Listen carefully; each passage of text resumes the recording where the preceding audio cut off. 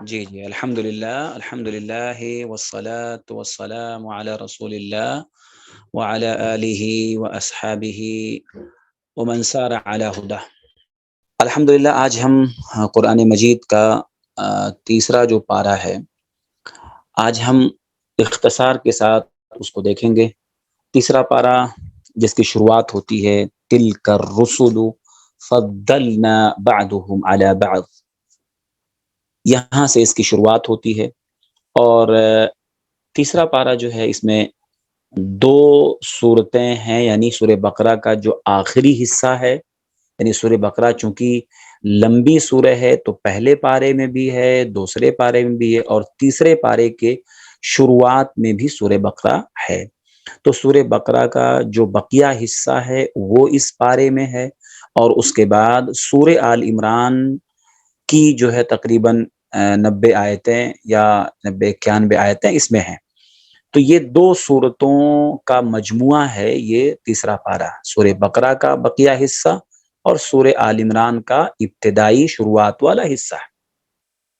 اس کی جو شروعات ہے سورہ تیسرے پارے کی، تلک الرسل فضلنا بعضهم علی بعض، یہاں اللہ تعالی اس کی شروعات میں یہ بتا رہا ہے کہ جتنے بھی رسول دنیا میں آئے،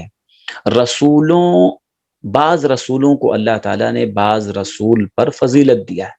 سارے رسول اللہ کے تھے، سارے نبی اللہ کے، لیکن اللہ تعالیٰ نے ہر دور میں کچھ نبی کو کچھ الگ الگ معجزات دیے، الگ الگ نشانیاں دی، اور اللہ تعالیٰ نے نبیوں میں اللہ کی نگاہ میں جزوی طور پہ کچھ کمالات اللہ تعالیٰ نے نبیوں کو دیے، جو ایک نبی کو دیا تو وہ دوسرے نبی کو نہیں دیا۔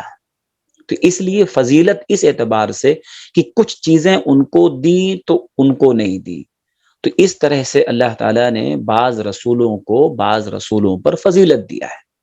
ہمارے لیے تو سب پر ایمان لانا واجب ہے، سب پر ایمان لانا اور یہ ماننا کہ سب اللہ کے بندے، اللہ کے رسول ہیں، لیکن اللہ تعالیٰ نے ایک دوسرے کو فضیلت دیا ہے، ایک کو دوسرے پر فضیلت دیا ہے۔ اسی سے اللہ تعالیٰ نے تیسرے پارے کی شروعات کی کہ تلک الرسل فضلنا بعضهم علی بعض، یہ رسولوں کی جماعت ہے کہ ہم نے ان میں بعض کو بعض پر فضیلت دیا۔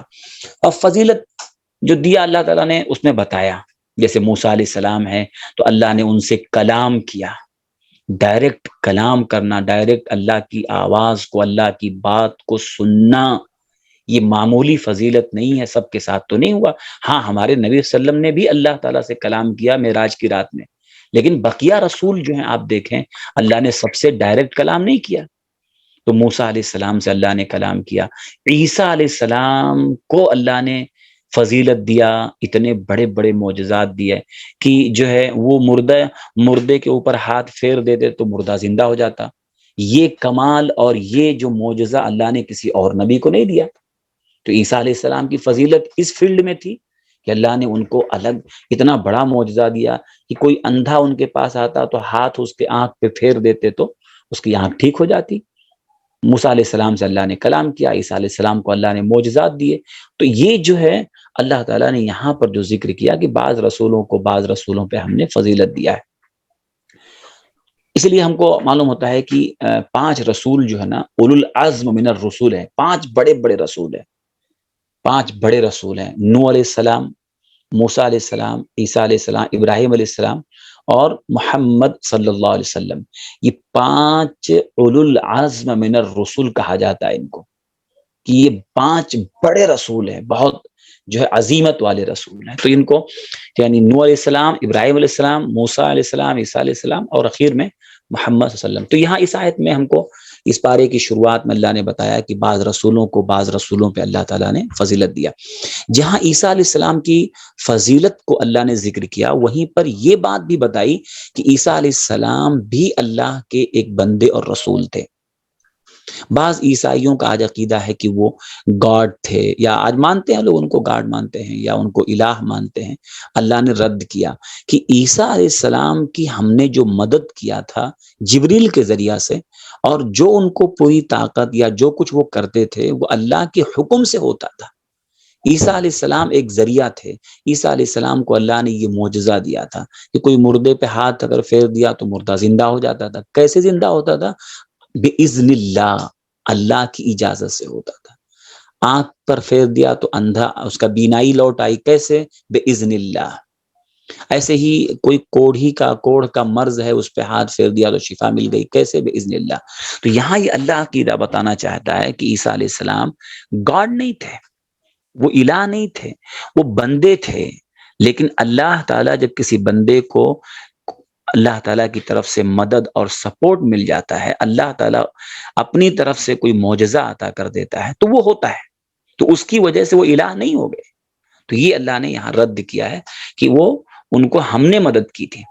اس کے بعد اللہ تعالیٰ نے اس پارے میں، اس کے آگے چل کر کے، رسولوں کے بعد آگے چل کر کے اس پارے میں اللہ تعالیٰ نے ایک بہت عظیم آیت جس کو آیت الکرسی کہا جاتا ہے، وہ تیسرے پارے میں ہے. آیت الکرسی ہم کو معلوم ہونا چاہیے کہ وہ تیسرے پارے میں ہے. تو تیسرے پارے میں اللہ تعالیٰ نے اس کے آگے آیت الکرسی کا ذکر کیا ہے، جو قرآن مجید کی سب سے عظیم آیت ہے. سب سے عظیم آیت آیت الکرسی ہے، اور قرآن مجید کی سب سے عظیم آیت ہے. یعنی اس سے زیادہ عظیم عظمت والی آیت اور کوئی نہیں. عظیم سورہ تو ہم نے دیکھا تھا، سورہ جو ہے فاتحہ ہے، عظیم پوری سورہ. لیکن آیت ایک آیت اگر ہم دیکھیں گے سب سے زیادہ عظمت والی، سب سے عظیم آیت اگر قرآن مجید کی کوئی ہے تو وہ آیت الکرسی ہے، جس کی بڑی فضیلت ہے. اللہ کے نبی صلی اللہ علیہ وسلم نے یہ فرمایا کہ جو آدمی رات میں سوتے وقت اس کو پڑھ لے تو اللہ کی طرف سے ایک حفاظت کرنے والا اس کی حفاظت کرتا ہے، ایک فرشتہ اس کی حفاظت کرتا ہے. تو یہ اس کی فضیلت ہے، جو بہت بڑی فضیلت ہے آیت الکرسی کی. اور آیت الکرسی میں اتنی فضیلت کیوں ہے اس کی؟ کیونکہ پوری آیت الکرسی جو ہے، پوری آیت میں جو ہے اللہ کا تعارف ہے، اللہ کا انٹروڈکشن کرایا گیا ہے. بھئی ظاہر ہے کہ اپنے مالک کی پہچان، رب کی پہچان اس آیت میں کرائی گئی ہے. رب کیسا ہے؟ رب کیسا ہے، معبود کیسا ہونا چاہیے، اللہ تعالیٰ نے آیت الکرسی میں بتایا ہے. سب سے پہلے ایک دعویٰ ہے، اللہ لا الہ الا ہو، اللہ اس کے سوا کوئی عبادت کے لائق نہیں. کیوں؟ آگے پھر 9-10 دلیلیں ہیں، 9-10 باتیں بتائی گئی کہ دیکھو یہ خوبی اللہ کے اندر ہے. جس کے اندر یہ خوبی ہو وہ معبود بن سکتا ہے، اور یہ کمی اللہ کے اندر نہیں ہے. جس کے اندر یہ کمی ہو وہ معبود بننے کے لائق نہیں ہے. تو اللہ تعالیٰ کا تعارف، انٹروڈکشن جو ہے وہ دو اعتبار سے آیت الکرسی میں کرایا گیا. ایک یہ کہ اللہ کی یہ خوبیاں ہیں، اور نمبر 2 یہ فلاں فلاں فلاں عیب اللہ کے اندر نہیں ہے. اللہ کو نیند نہیں آتی، اللہ کو اونگ نہیں آتی، یہ عیب ہے، یہ عیب ہے. اللہ نے بتایا ایسا نہیں ہوتا اللہ کے پاس. لیکن جو سوئے، جس کو نیند آئے، جس کو اونگ آئے، وہ معبود ہو سکتا ہے. دنیا میں کوئی انسان ہے جس کو نیند نہیں آتی، اونگ نہیں آتی، مطلب وہ معبود نہیں بن سکتا ہے. اللہ تعالیٰ کا تعارف آیت الکرسی میں کرایا گیا. بہت جامع آیت ہے، اور ایک ایک جو ہے حرف پر ایک جتنا ٹکڑے ہیں نا، 10 ٹکڑے ہیں اس میں، سب پر گویا کی ایک لمبی بحث ہو سکتی ہے. تو یہ قرآن مجید کی عظیم آیت ہے، اس کو پڑھنا چاہیے، اور رات میں خصوصاً اس کو رات میں پڑھنا چاہیے. اور ایسے ہی کسی موقع پر خاص طور پہ رقیہ وغیرہ کرنے کے تعلق سے اپنے اوپر دم بھی کرنا چاہیے. کسی کے اوپر اگر آدمی رقیہ کرتا ہے، بار بار پڑھے تو انشاءاللہ شفا ملے گی، کیونکہ اللہ کی توحید کا ذکر ہے اس میں، اللہ کا تعارف ہے، اللہ کی عظمت کا اس میں بیان ہے. تو یہ جو ہے آیت الکرسی کا، ہم نے اس تیسرے پارے میں آیت الکرسی کا ذکر ہے، جو بہت عظیم آیت ہے. اس کے بعد اللہ تعالیٰ نے جو ہے ایک واقعہ بیان کیا ابراہیم علیہ السلام کا. ابراہیم علیہ السلام کا ایک واقعہ اس دور کے بادشاہ کے ساتھ ذکر ہے. ابراہیم علیہ السلام جس سماج میں پلے بڑھے، پورا مشرکانہ سماج تھا، بت پرست تھا، بتوں کی عبادت ہوتی تھی، ستاروں کی عبادت ہوتی تھی، سورج کی، چاند کی، بہت ساری. کہ جو مشرک ہوتا ہے وہ کسی ایک چیز پہ ٹکتا نہیں ہے، وہ جس کو بھی چاہتا معبود بنا لیتا ہے. تو ابراہیم علیہ السلام کے دور میں جہاں انہوں نے آنکھ کھولی، جب پیدا ہوئی، تو گھر جو ہے بت پرست تھا پورا. اور اس قوم کا، اس زمانے کا، اس دور کا جو بادشاہ تھا وہ بھی بت پرست تھا، وہ بھی اپنے آپ کو رب بھی بولتا تھا. تو وہ جو قوم تھی وہ اللہ کے علاوہ بتوں کی بھی عبادت کرتی تھی اور اپنے بادشاہ کی بھی عبادت کرتی تھی. ایسا بہت گزرا ہے پرانے دور میں کہ لوگ بادشاہوں کی بھی عبادت کرتے تھے، بادشاہ کو اپنا رب مانتے تھے. جیسے فرعون تھا، وہ اپنے آپ کو رب کہتا تھا. تو جو ہے دوسروں یعنی سورج چاند یا اس کے علاوہ بتوں کی عبادت تو ہوتی ہی تھی، لیکن اس دور کے بادشاہ کی بھی عبادت لوگ کرتے تھے، اس کو رب مانتے تھے، بڑا مانتے تھے. تو ابراہیم علیہ السلام نے اپنی قوم کو دعوت دیا، باپ کو الگ دعوت دیا، بادشاہ کے دربار میں بھی ابراہیم علیہ السلام نے اللہ کا تعارف اللہ کا تعارف اس کے سامنے پیش کیا. اس کا ذکر اللہ نے اس تیسرے پارے میں کیا ہے کہ ابراہیم علیہ السلام نے کیسے بادشاہ کے سامنے جو ہے اللہ کا تعارف پیش کیا، اللہ کا تعارف کروایا. بادشاہ نے پوچھا ابراہیم علیہ السلام سے جو ہے رب کے بارے میں، کون ہے رب؟ یعنی اب ظاہر بات ہے کہ پوری قوم رب مانتی ہے بادشاہ کو، اور ابراہیم علیہ السلام نہیں مان رہے. تو ابراہیم علیہ السلام نے اللہ کا تعارف کرایا، رب کا تعارف کرایا. کہا میرا رب وہ ہے جو زندہ کرتا ہے اور موت دیتا ہے، موت اور زندگی کا مالک ہے، وہ میرا رب ہے. اللہ کا انٹروڈکشن، اللہ کا تعارف ابراہیم علیہ السلام نے کس کے سامنے کرایا؟ اس بادشاہ کے سامنے کرایا. تو جب بادشاہ نے سنا کہ اچھا تمہارا اللہ وہ ہے جو موت دیتا ہے اور زندگی دیتا ہے، تو اس نے کیا کیا؟ کہا یہ تو میں بھی کر سکتا ہوں، یہ تو میں بھی کر سکتا ہوں. پھر کیا کیا؟ اس نے 2 قیدیوں کو بلایا، 2 قیدی تھے ان کو بلایا، اور ایک کو چھوڑ دیا اور ایک کو سزا دے دیا، پھانسی دیا. کہا دیکھو میں بھی کر سکتا ہوں، میرے اختیار میں ہے. جس کو زندگی، اب اس میں بعض مفسرین نے لکھا ہے کہ جس کو پھانسی کی سزا ہو گئی تھی اس کو چھوڑ دیا، اور جس کو پھانسی کی سزا نہیں تھی اس کو سزا دے دیا. کہا دیکھو میرے بھی اختیار میں ہے کہ میں بھی موت اور زندگی کا مالک ہوں، کہ جس کے لیے پھانسی کی سزا ہے طے ہو چکی ہے لیکن میں نے اس کو زندگی دے دی، بخش دیا، اس کو زندگی دے دیا. دیکھو زندہ کیا کہ نہیں کیا، زندگی دیا کہ نہیں دیا. اور جس کے لیے زندگی لکھی تھی، پھانسی نہیں تھی، چھوٹنا تھا، میں نے اس کو پھانسی دے دیا. تو اس طرح سے اس نے ایک ڈیمو پیش کیا ابراہیم علیہ السلام کے سامنے، ایک ڈیمو پیش کیا کہ میں بھی زندگی اور موت کا مالک ہوں. ابراہیم علیہ السلام نے فوراً اس کو دوسری دلیل دیا اور اللہ کا دوسرا تعارف پیش کیا. کہا اچھا میرا رب وہ ہے جو سورج کو مشرق سے نکالتا ہے اور مغرب میں ڈبو دیتا ہے.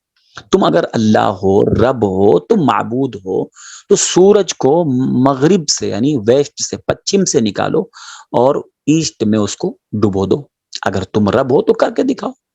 قرآن کے الفاظ ہیں فَبُهِتَ الَّذِي كَفَرَ، کافر جو تھا نا وہ ہکا بکا رہ گیا. ایسی دلیل، ایسا جواب سن کے ہکا بکا رہ گیا. اس سے ہم کو ایک سبق معلوم ہوتا ہے. کیا سبق معلوم ہوتا ہے؟ کہ اگر ہم کسی سے بحث کر رہے ہیں، یعنی کسی کو ہم سمجھا رہے ہیں اور ہم اس کو کوئی دلیل دیتے ہیں اور وہ ہماری اس دلیل کو غلط انداز میں سمجھ کر کے اس کا رد کرتا ہے. جیسے ابراہیم علیہ السلام نے پہلی دلیل کیا دیا رب کے بارے میں کہ میرا رب وہ ہے جو زندگی اور موت دیتا ہے. تو اس نے کیا کیا؟ اس نے اس کو زندگی اور موت کو ایسا سمجھا، اپنے حساب سے اس نے سمجھا اور اس کو رد کر دیا. کہا میں بھی کر سکتا ہوں یہ، اور ایک ڈیمو پیش کر دیا. ابراہیم علیہ السلام نے اس سے حجت نہیں کیا.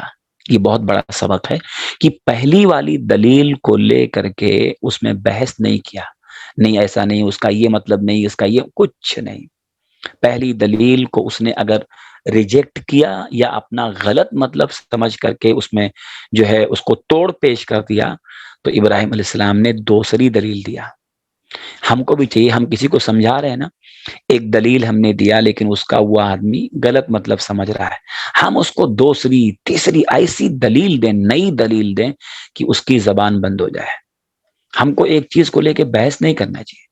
کسی کو ہم سمجھا رہے ہیں اور ہم کوئی دلیل دے رہے ہیں، وہ نہیں مان رہا ہے، تو ایک ہی چیز کو لے کے اڑے رہنا، بحث کرنا، ساری چیزیں اس میں وقت نہیں. ابراہیم علیہ السلام نے وقت نہیں برباد کیا کہ ٹھیک ہے ایک دلیل دیا، نہیں اس کا وہ توڑ پیش کیا، تو فوراً جو ہے کہا میرا رب وہ ہے جو سورج کو مشرق سے نکالتا ہے، مغرب میں ڈبو دیتا ہے. تم کیا کرو؟ مغرب سے نکالو اور مغرب میں ڈبو. اللہ فرماتا ہے فَبُهِتَ الَّذِي كَفَرَ. ایسی دلیل تھی اور اللہ کا ایسا تعارف تھا کہ وہ ہکا بکا رہ گیا، ہکا بکا رہ گیا. اور وہ کوئی جواب اس سے نہیں بنا، اس شخص سے، اس کافر بادشاہ سے کوئی، یہ اس کی بولتی بند ہو گئی، جسے کہتے ہیں اس کی بولتی بند ہو گئی۔ تو یہ ہم کو سبق ملتا ہے کہ ہم کو بھی ایسا ہی کرنا چاہیے، جب کسی کو ہم سمجھائیں تو ایسی دلیل دیں کہ سامنے والے کی زبان بند ہو جائے۔ تو ایسے ہی تو اچھا، آگے چل کر کے اللہ تعالیٰ نے پھر دو واقعے ذکر کیا ہے اس بارے میں، دو واقعہ ذکر کیا ہے۔ دو واقعہ یہ بعث بعد الموت، مرنے کے بعد دوبارہ زندگی ہے، اللہ زندہ کرے گا، اس میں کوئی شک نہیں ہے۔ اس شک کو دور کرنے کے لیے دو اللہ نے دو واقعہ بیان کیا ہے، اور وہ دونوں واقعہ آنکھوں کے سامنے دکھایا ہے کہ دیکھو اللہ ایسا کرتا ہے۔ تو یہ کہہ سکتے ہیں کہ یہ ظاہری مثال ہے جو آنکھوں سے اللہ تعالیٰ نے دو لوگوں کو دکھایا، ایک ابراہیم علیہ السلام اور ایک شخص اور جن کو بعض مفسرین نے عزیر کا نام دیا ہے، کہ یہ دو لوگوں کو اللہ تعالیٰ نے کیسے مرنے کے بعد دوبارہ پیدا کرے گا، یہ ظاہری طور پہ آنکھ سے دکھایا ہے۔ ایک واقعہ جو ابراہیم علیہ السلام کا ہے کہ ابراہیم علیہ السلام نے کہا کہ اللہ تعالیٰ تو کیسے زندہ کرے گا مرنے کے بعد؟ تو اللہ نے پوچھا کہ اے ابراہیم کیا تم کو یقین نہیں ہے؟ کہا اللہ یقین ہے، ایمان ہے بالکل، لیکن تھوڑا سا دل اور مطمئن ہو جائے۔ کیا ہوتا ہے کہ دیکھنے کے بعد نا، آنکھ سے جب انسان کوئی چیز دیکھ لیتا ہے تو دیکھنے کے بعد اس کے دل میں اطمینان بڑھ جاتا ہے۔ تو ابراہیم علیہ السلام نے اسی لیے، دیکھیے ایمان تھا کہ اللہ مرنے کے بعد دوبارہ زندہ کرے گا، لیکن آنکھ سے دیکھنا چاہتے تھے، تو اللہ تعالیٰ نے ابراہیم علیہ السلام کو ان کی آنکھوں کے سامنے یہ دکھایا کہ اللہ مرنے کے بعد کیسے دوبارہ زندہ کرے گا۔ اس تیسرے پارے میں اللہ تعالیٰ نے اس کو ذکر کیا ہے، اور ابراہیم علیہ السلام کو اللہ نے حکم دیا کہ 4 پرندے لے لو، الگ الگ 4 پرندے، کوئی پرندے کوئی بھی رہے ہوں گے، قرآن میں اللہ نے نام نہیں لیا کون سے پرندے، بعض لوگوں نے اپنی طرف سے ڈال دیا یہ فلاں فلاں فلاں پرندہ، ہم کو کہیں بھی اللہ کے نبی صلی اللہ علیہ وسلم کی حدیث میں نہیں ملتا ہے۔ اللہ نے کہا 4 پرندے لے لو، 4 پرندے لے لو، ان کو ذبح کر دو، ذبح کر کے سب کاٹ پیٹ کر کے سب پھینک دو، لے جا کر کے سب جو ہے پہاڑیوں پر ان کو چھینٹ دو، پھینک دو، اور اس کے بعد پھر انہیں ایک ایک کر کے بلاؤ، ایک ایک کر کے نام لے کے بلاؤ، تو وہ تمہارے پاس خود چل کے آ جائیں گے۔ ابراہیم علیہ السلام کی آنکھوں کے سامنے اللہ تعالیٰ نے اسے کر کے دکھایا۔ اللہ کی قدرت، اللہ جب کسی کام کو کرنا چاہتا ہے تو کیا کہتا ہے؟ ہو جا تو ہو جاتا ہے، کچھ کرنا تھوڑی ہے اللہ کا، پوری کائنات اللہ تعالیٰ کے حکم پہ چلتی ہے، اس کے اشارے پہ، اس کے حکم پر، کن فیکون۔ تو ابراہیم علیہ السلام نے کیا، سارے 4 پرندوں کو لے کر کے سب ان کی بوٹی بوٹی کر کے پھینک دیا، اس کے بعد سب کو بلایا، ایک ایک کے نام لے کے بلایا، تو ان کی آنکھوں کے سامنے ایک ایک پرندہ بن رہا تھا۔ کسی کی ہڈی اس پہاڑ پہ ہے، کسی کا جو ہے پر اس پہاڑی پہ ہے، کسی کا پیر ادھر ہے، کسی کی ٹانگ ادھر ہے، سب کاٹ کے پھینکا تھا، لیکن وہ فٹافٹ ان کی آنکھوں کے سامنے جڑ رہا تھا، بن رہا تھا، ایک ایک ایک ایک بن رہا تھا۔ ایک ہڈی وہاں سے اڑ کے ادھر لگ رہی ہے، ادھر لگ رہی ہے، فٹافٹ ان کی سب کی اسمبلنگ جو ہے نا ان کی آنکھوں کے سامنے، اور ایک ایک پرندہ تیار ہو کے ان کے آنکھوں کے سامنے آ گیا اور چل کے آیا۔ اللہ نے کہا تمہارے سامنے دوڑتے ہوئے آئیں گے، یعنی ان کی آنکھوں کے سامنے بننا اور بن کے ان کے پاس چل کے دوڑ کے آنا، تو یہ کتنی بڑی بات ہے۔ اللہ تعالیٰ نے ابراہیم علیہ السلام کو ان کی آنکھوں کے سامنے دکھایا۔ دوسرا واقعہ جو ہے کہ ایک شخص جا رہے تھے، بعض لوگوں نے کہا کہ وہ عزیر تھے، حضرت عزیر، وہ جا رہے تھے تو دیکھا کہ پورا کوئی بستی ہے اور پوری بستی اللہ نے ہلاک کر دیا ہے، پوری بستی الٹ چکی، یعنی تہس نہس ہو چکی ہے، اللہ کا عذاب اس بستی پہ نازل ہو چکا ہے، پوری بستی ہلاک ہو گئی ہے، لوگ پڑے ہیں۔ تو ان کے ذہن میں کہا اللہ تعالیٰ تو ان کو کیسے زندہ کرے گا دوبارہ؟ اے اللہ ان کو دوبارہ تو کیسے زندہ کرے گا؟ ایسے دل میں ایک طرح سے خیال آیا، تو اللہ تعالیٰ نے کیا کیا، اسی وقت ان کو وہیں موت دے دیا، حضرت عزیر کو وہیں پر اللہ تعالیٰ نے موت دے دیا، اور وہ وہاں پر 100 سال تک وہاں پر ویسے ہی پڑے رہے۔ 100 سال کے بعد اللہ تعالیٰ نے ان کو وہاں اٹھایا، اسی جگہ 100 سال تک پڑے رہے۔ 100 سال میں تو پوری بستی اور کیا کیا سب بدل گیا، ساری چیزیں سب بدل گئی، سب کچھ علاقہ بدل گیا، شہر، روڈ، راستے، سب کچھ نئی نئی چیزیں ہو گئی۔ 100 سال کے بعد اللہ ان کو اٹھاتا ہے، اور اٹھانے کے بعد پھر اللہ تعالیٰ ان سے پوچھتا ہے، ان سے کہتا ہے دیکھو اپنے کھانے کو دیکھو، کھانا تمہارا جو کھانا جو تم وہ جا رہے تھے راستے میں، اپنے گدھے کی سواری سے جا رہے تھے، راستے میں کھانا بھی لیا تھا. آدمی کہیں جاتا ہے تو ٹفن اور اپنا ڈبہ ساتھ میں لے کے جاتا، بھائی کھانے کی چیزیں ہیں. تو کہیں جا رہے تو ساتھ میں کھانا بھی تھا اور گدھے کی سواری تھی. اس زمانے کی وہی سواری تھی، سواریاں ہر زمانے میں بدلتی رہتی ہیں. تو جا رہے تھے تو اللہ تعالیٰ نے ان کو موت دے دیا وہیں پر. اور جب 100 سال کے بعد ان کو اللہ زندہ کرتا ہے تو 100 سال کے بعد ان کا بدن ایسے ہی محفوظ، 100 سال تک اللہ نے اس بدن کو محفوظ رکھا، کچھ نہیں ہوا. نمبر 2، وہ کھانا جو ان کا تھا نا، وہ 100 سال تک ایسے باسی نہیں ہوا. خراب تو چھوڑیے، باسی بھی نہیں ہوا. یعنی ایسا نہیں ہوتا کہ بھئی کوئی مہکا، کچھ بھی نہیں. اللہ نے کہا لم یتسنہ.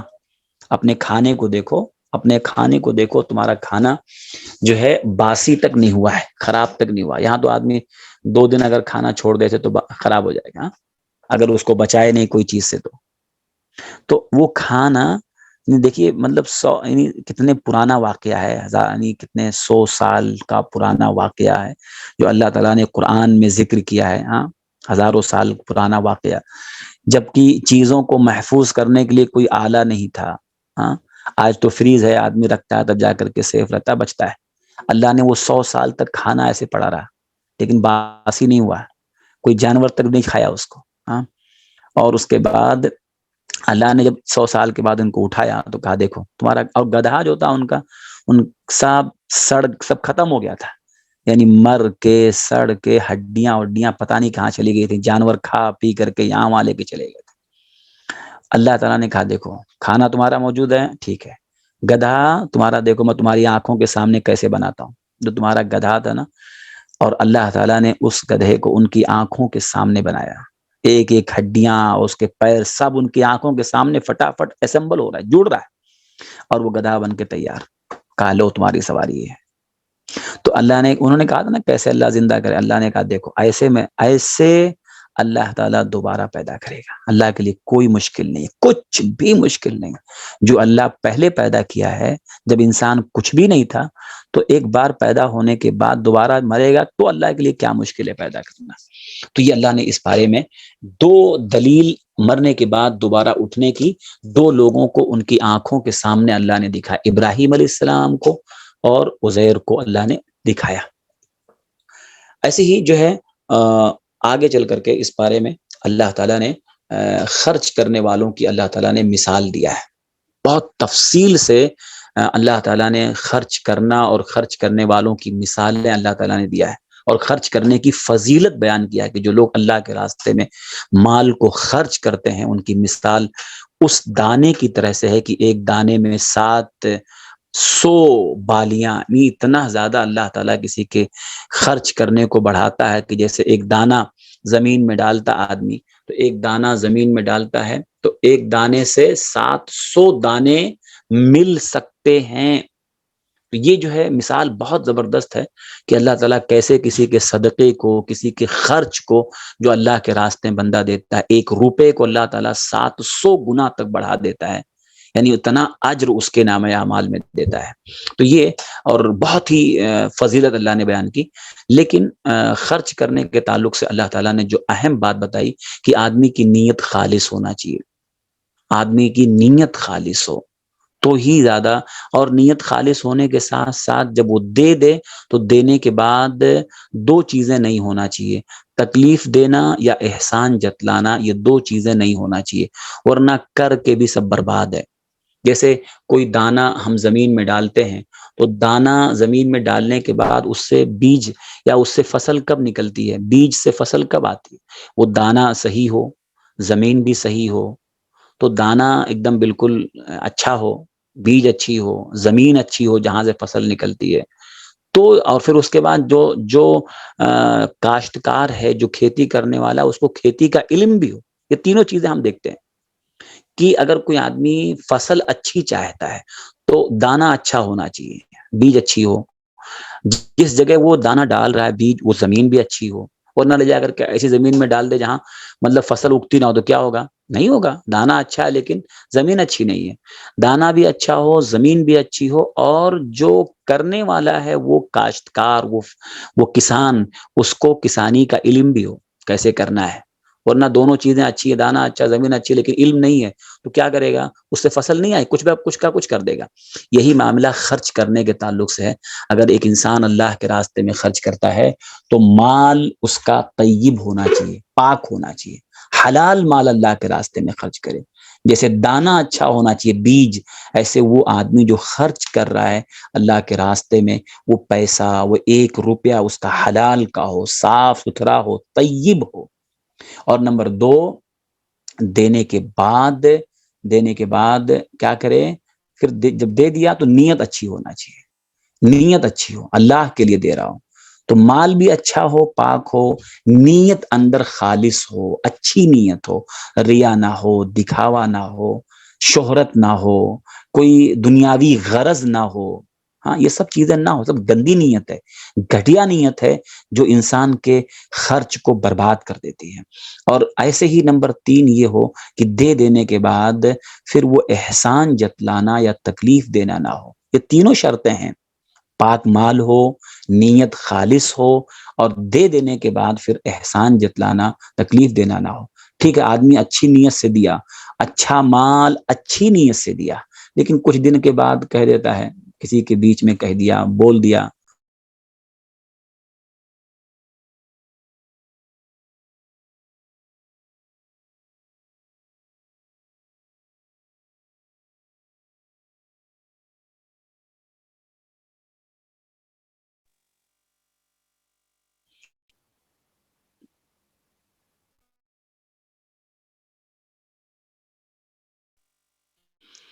تو یہ جو ہم دیکھتے ہیں کہ جو ہے اس طرح سے جو آدمی اگر کوئی اللہ کے راستے میں خرچ کرتا ہے تو خرچ کرنے والے کی نیت بھی اچھی ہو، مال بھی اچھا ہو، اور ساتھ ساتھ دے دینے کے بعد نہ کبھی احسان نہ جتلائے. احسان جتلانے کا مطلب یہ ہوتا ہے کبھی بیچ میں کہہ دینا، کبھی کسی موقع پر کہہ دینا، تمہارے ساتھ میں نے یہ کیا، تم کو میں نے یہ دیا، ہاں تمہارے ساتھ میں نے. تو یہ ساری چیزیں کبھی بھی احسان نہیں جتلانا چاہیے. یا اس کو دے دینے کے بعد کبھی اس کے بدلے اپنا کام نہیں کروانا چاہیے. یہ بھی احسان جتلانے میں ہوتا ہے. کبھی کبھی لوگ کسی کو دیتے ہیں تو اس کے بدلے چاہتے ہیں کہ یہ میرا کام کرے. ہاں، کبھی نوکر ہے، کبھی اور ہے، تو اس کے ذریعے بڑا یعنی ڈبل کام لینا کہ بھائی میں نے ان کو صدقہ دیا ہے تو نیت تو صدقے کی ہے، لیکن بعد میں اس سے دنیاوی فائدہ حاصل کر رہا ہے، اس سے خدمت لے رہا ہے، بہت ساری چیزیں. تو یہ ساری چیزیں سب غلط ہے. کسی کو تکلیف دے دینا، کسی کے احسان کو جتلانا، تو یہ سب جو ہے آدمی کے صدقے کو برباد کر دیتے ہیں. آدمی اچھا کھانا بنا کر اس میں اگر آدمی گندگی ڈال دے تو کیا ہے، پورا کھانا برباد ہو جاتا ہے. ایسے صدقہ دے دینے کے بعد اور خرچ کر دینے کے بعد احسان جتلانا یا تکلیف پہنچا دینا، یہ پورے صدقے کو برباد کر دیتا. بچنا چاہیے ہمیشہ اللہ کے راستے میں اچھی نیت سے دینا اور بھول جانا. کبھی بھی دنیاوی مقصد کے لیے نہیں دینا. اتنا اونچا مقصد ہونا چاہیے کہ ہم کو اللہ سے لینا ہے. کہاں؟ آخرت میں. ہم کو اللہ سے چاہیے، مخلوق سے نہیں چاہیے. تو یہ چیزیں اللہ نے یہاں ذکر کیا ہے. ایسے ہی اللہ تعالیٰ نے یہ بات بھی بتائی کہ شیطان کبھی کبھی خرچ کرنے سے ڈراتا ہے. بہت سارے لوگوں کو شیطان جو ہے نا اندر ڈر پیدا کرتا ہے، مت خرچ کرو، خرچ کرو گے تو فقیر ہو جاؤ گے، کم ہو جائے گا، تمہارے پاس کم پڑ جائے گا. اور شیطان ہمیشہ دل میں ڈر لگاتا ہے، ڈر پیدا کرتا ہے. ایک آدمی کے پاس اگر 1000 روپیہ ہے، وہ کچھ دینا چاہتا ہے، تھوڑا بہت 10، 5، 20، 25، 50 خرچہ کرنا چاہتا ہے، تو شیطان دل میں ڈالتا ہے ارے کم ہو جائے گا. تو جتنا تمہارے پاس ہے نا وہ گھٹے گا، اس میں سے کم ہو جائے گا. اس بات کا ڈر ہمیشہ دل میں ڈالتا ہے شیطان. اللہ فرماتا ہے شیطان تم کو فقیری کا ڈر تمہارے دل میں ڈالتا ہے اور ڈراتا ہے مت دو. اور اسی ڈر کی وجہ سے کتنے سارے لوگ دینا چاہتے ہیں، نیت اچھی ہو دینا، لیکن پھر رک جاتے ہیں. رکتے کیوں ہیں؟ کوئی شیطان دل میں اس کا، کوئی آدمی جب دینے کی نیت کر لیتا ہے نا، صدقہ کرنے کی نیت کر لیتا ہے، تو شیطان اپنا کام شروع کر دیتا ہے. کیا؟ کہ ابھی دیا تو ہے نہیں، نیت کیا ہے نا دینے کی، تو وہیں اسی وقت سے اپنا کام چالو کر دیتا ہے. دل میں اس کا پورا جو ہے اس کو ڈرانا یا کم کرانا یا نہ دینے کی نیت کو بدل دینا، نہ دینا، یا اس طرح سے کچھ نہ کچھ اس کو کرے گا کہ وہ آدمی نہ دے. اور اگر دینے کا ٹھان لیا، مان لیجیے ابھی دینا ہے، صدقہ دینا ہے، تو دل میں کیا پیدا کرے گا؟ جب آدمی دیکھتا ہے کہ جیب میں ہاتھ ڈال ہی لیا تو شیطان کیا کرے گا؟ اس کو کم پہ روکتا ہے، کتنا دوں؟ اگر 100 کی نوٹ نکلتی ہے تو آدمی دیکھتا ہے اس کو اور چھوٹی نوٹ کون سی ہے، اور کم کون، 50 والی، 50 کے اور نیچے دیکھتا ہے، پھر 10 والا ہے، پھر چلر دیکھتا ہے، چلر دے دیتا ہوں کم سے۔ شیطان انسان کو نا کم سے کم پہ لا کے روکتا ہے، کم پہ لا کے یہ بھی ڈر ہے، وہ ڈراتا ہے۔ اگر پرس کھولا دینے کے لیے، بڑی نوٹ نکلی تو فوراً ارے نہیں اور کم، اور کم، تھوڑا اور کم، تھوڑا اور کم، تو جتنے کم پہ لا کے روک دو وہ شیطان یہی چاہتا ہے۔ پھر لاسٹ میں ہاں چلر دیکھتا ہے، 10 روپیہ نکل گیا تو اس کے نیچے بھی دیکھتا ہے کہ ہاں 5 روپے کا سکہ، 5 سے اور نیچے بھی دیکھ دو، 2 روپے کا سکہ یہ دے دو چلو۔ تو ایسا تو شیطان فقیری کا وہ ڈر پیدا کرتا ہے، کم ہو جانے کا ڈر، کم ہو جائے گا، گھٹ جائے گا، اس کا ڈر شیطان ڈالتا ہے دل میں۔ اس لیے انسان کو ہمیشہ جب بھی خرچ کرے تو اللہ کے وعدے پر یقین ہو، شیطان کے وسوسے پر نہیں، اللہ کے وعدے پر۔ کون سا وعدہ؟ کہ خرچ کرنے سے مال گھٹتا نہیں ہے، اللہ تعالیٰ صدقات کو بڑھاتا ہے، اللہ فرماتا ہے کہ صدقے کو اللہ بڑھاتا ہے اور سود کو اللہ گھٹاتا ہے۔ تو یہ بہت اہم چیز ہے۔ تو اللہ تعالیٰ، تو یہ جو ہے اللہ نے یہاں ذکر کیا۔ ایسے ہی اس کے فوراً بعد اللہ نے سود کی حرمت کا ذکر کیا، جہاں صدقے کی پوری فضیلت اور دینے کا پورا طریقہ بتایا، وہیں پہ اللہ تعالیٰ نے سود کی حرمت کا ذکر کیا ہے۔ سود حرام ہے، سود کا لینا دینا، کھانا کھلانا سب لعنت ہوتی ہے۔ لیکن آج دیکھیے مسلمان بھی اس جرم میں مبتلا ہے، بہت ساری مصیبتیں آج مسلمان کے پاس سودی معاملے کی وجہ سے آئی ہے۔ سودی کاروبار، سودی لین دین، ہر معاملے میں سود کی ہوا اس کو لگی۔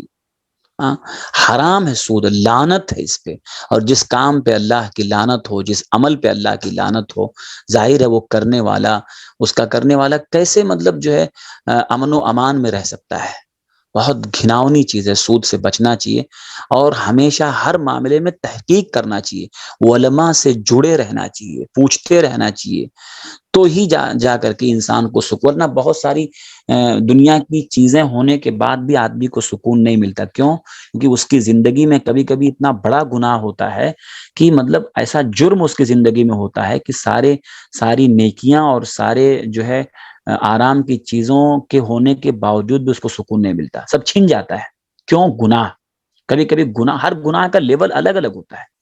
سود بہت بہت ہائی لیول کا گناہ ہے، بہت بڑے لیول کا گناہ ہے کہ اس کے لینے، کیونکہ یہ مطلب جو ہے اللہ نے اس پہ لعنت فرمائی، لعنت ہے اس پر، نبی نے لعنت فرمائی ہے، اللہ رسول کی لعنت ہے اس کام پہ، اور بہت سارے اس کے جو ہے نقصانات بتائے گئے ہیں۔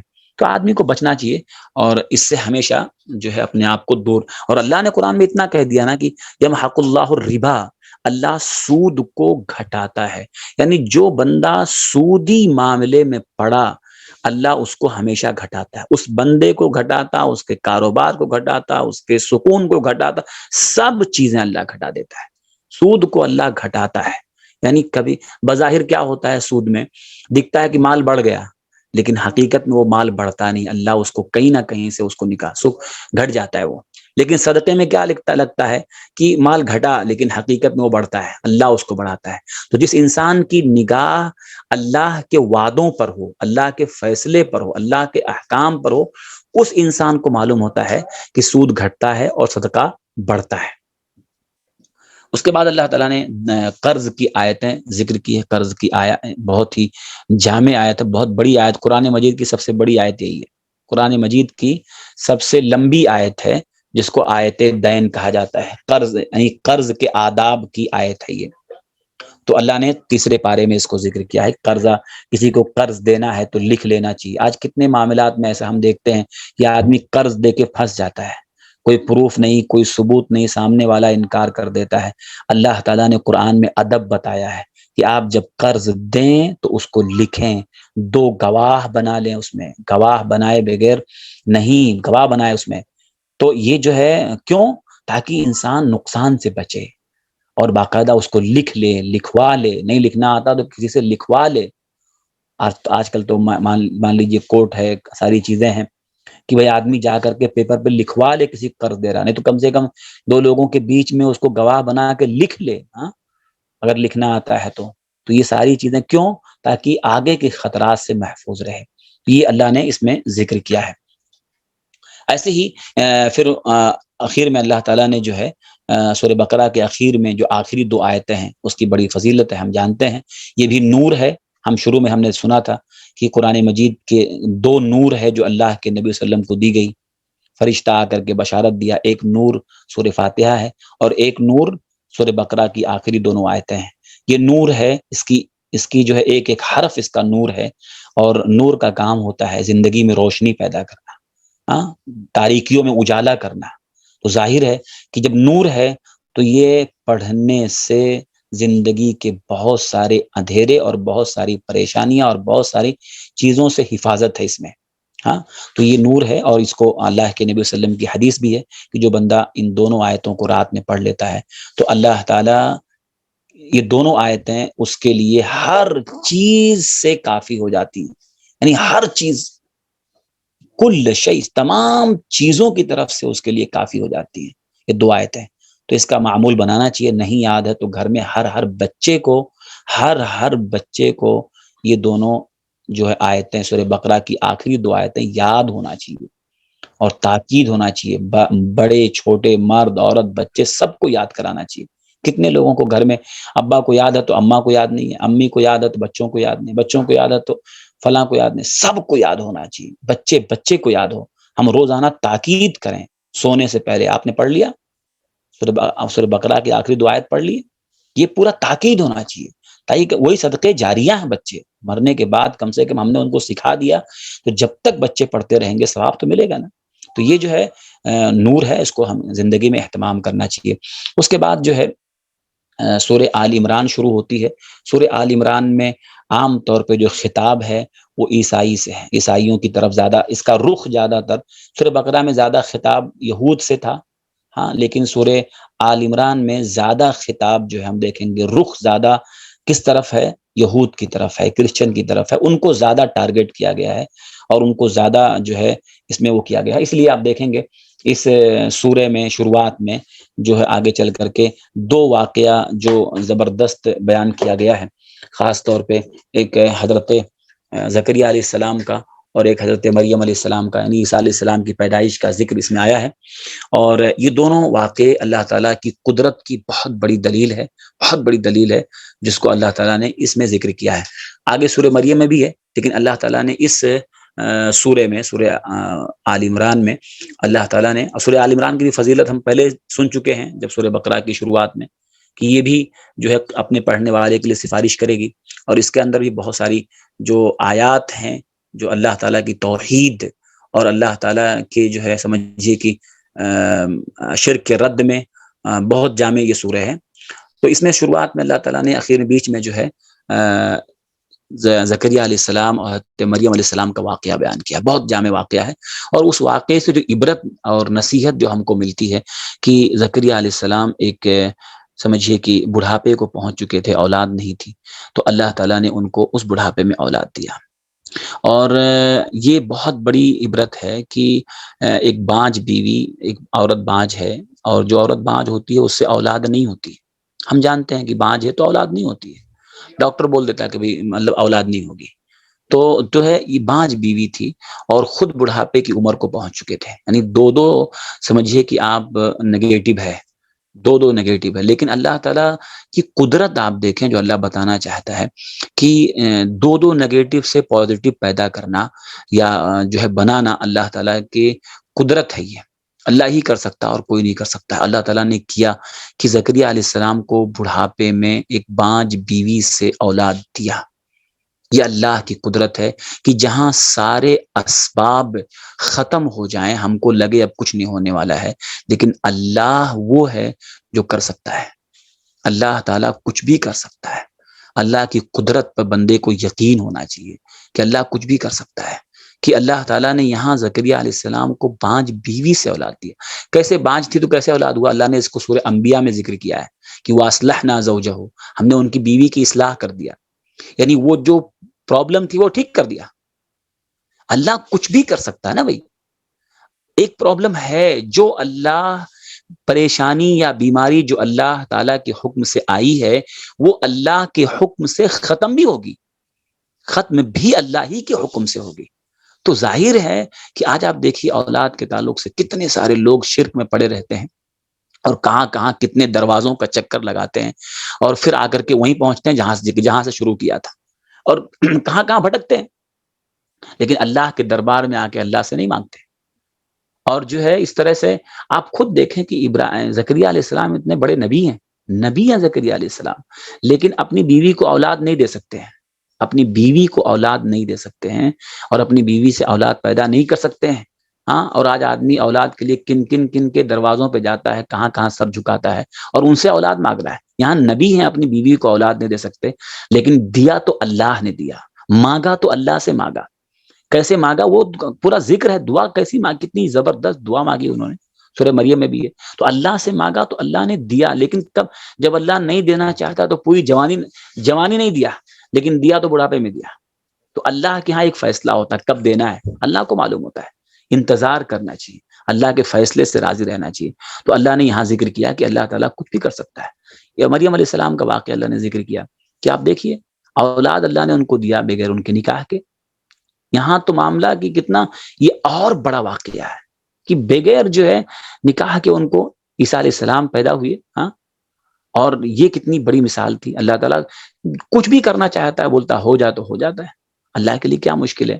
تو یہ دو واقعے جو ہیں اس میں بتائے گئے جو بہت زبردست واقعے ہیں، اور بندے کی یقین کے لیے کہ ایک بندے کو اللہ پر اتنا توکل اور بھروسہ ہونا چاہیے کہ زندگی کے سارے معاملات میں کیسے حالات آ جائیں، کیسی مصیبتیں آ جائیں، پریشانیاں آ جائیں، اللہ پر ایمان اور توکل اتنا مضبوط ہونا چاہیے کہ شیطان کبھی اس کو چھین نہ پائے، کبھی بھی دل میں اللہ تعالیٰ کے تعلق سے بدزنی نہ آئے، ہمیشہ اللہ سے جڑے رہے، چاہے کتنے بھی حالات خراب آ جائیں۔ ہاں، آدمی شک و شبہ میں پڑ جاتا ہے، یہاں 80 سال 90 سال تک اولاد نہیں، لیکن اللہ سے بدزن نہیں ہے، اللہ سے دور نہیں ہے، اللہ سے کٹے نہیں، جڑے رہے۔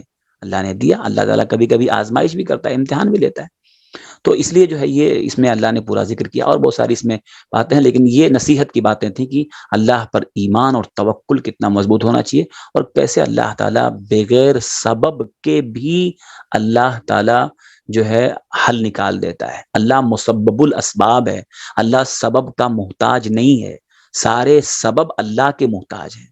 انسان کے پاس سارے اسباب ہوں لیکن اللہ نہ چاہے تو کچھ نہیں ہوگا، انسان کے پاس کوئی بھی سبب نہ ہو لیکن اللہ چاہے تو بھی ہو جائے گا۔ یہ چیز بندے کے ذہن میں ہمیشہ رہنا چاہیے کہ جو ہے اللہ کچھ بھی کر سکتا ہے۔ تو یہ چند باتیں تھیں جو ہم نے دیکھا تیسرے پارے کے اندر خاص طور سے۔ اللہ تعالی ہم سب لوگوں کو جو ہے قرآن میں غور و فکر کرنے کی اور قرآن کی مثالوں سے، قرآن کے واقعات سے، قرآن کی آیتوں سے اپنی زندگی میں سبق لینے کی اور ہدایت لینے کی توفیق عطا فرمائے، آمین۔ السلام علیکم ورحمۃ اللہ۔ شیخ آخری دعا پڑھ لیں انشاءاللہ۔ جی، سبحانک اللہم و بحمدک، اشہد ان لا الہ الا انت، استغفرک و اتوب الیک۔ السلام علیکم وعلیکم ورحمۃ اللہ۔